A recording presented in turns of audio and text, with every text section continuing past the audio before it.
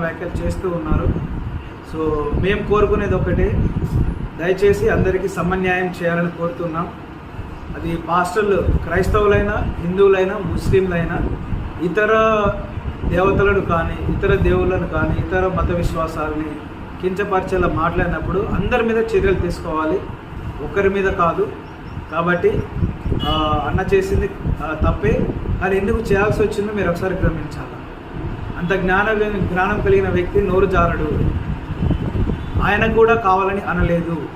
మనం ఒకసారి డిబేట్స్ జరిగిన సన్నిధులు చూసుకున్నట్లయితే ఒక ప్రశ్న ఎదురైనప్పుడు దానికి సమాధానం ఇచ్చే క్రమంలో గ్రంథంలో ఉన్నటువంటి వాటిని చూపించడం తప్ప వ్యక్తిగత దూషణ ఎక్కడా చేయలేదని మనం గ్రహించగలుగుతాం. కాబట్టి సరే, దయచేసి పోలీసు వారు కూడా ఇవన్నీ గమనించి ఇరువురి పట్ల, అనగా క్రైస్తవుల పట్లను, హిందువుల పట్లను మీరు సమన్యాయం చూపిస్తూ, ఆల్రెడీ మనం విని ఉన్నాం, ఇతర ఎవరైతే బైబిల్ని దూషించారో, యేసుక్రీస్తు వారిని దూషించారో, మరియమ్మను దూషించారో వారందరి మీద కూడా ఎఫ్ఐఆర్లు అయ్యున్నవి, కానీ వారి మీద ఎలాంటి చట్టపరమైన చర్యలు తీసుకోలేదు.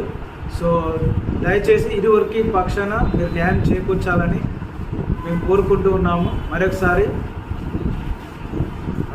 అజయ్ బాబు అన్నగారు ఎక్కడున్నా క్షేమం ఉండాలని కోరుకుంటున్నాము.